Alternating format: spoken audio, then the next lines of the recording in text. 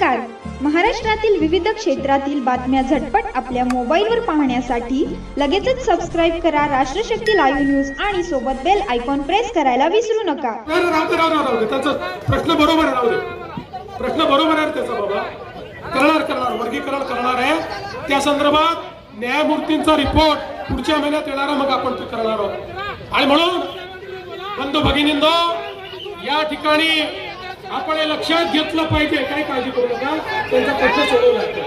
बंधू भगिनींनो, आपण हे लक्षात ठेवा की या ठिकाणी या निवडणुकीच्या माध्यमातून जी आश्वासनं आम्ही देतो ती आश्वासनं आम्ही पूर्ण करणारी लोक तुमच्या आशीर्वादाने या ठिकाणी पूर्ण बहुमत आपल्याला विधानसभेमध्ये मिळालं. देशाच्या इतिहासामध्ये सर्वाधिक आमदार हे आपले या विधानसभेमध्ये तुम्ही निवडून दिले. आणि बघा, तुम्ही आमदार निवडून दिल्यानंतर त्या ठिकाणी आमचे विरोधक काय म्हणायचे?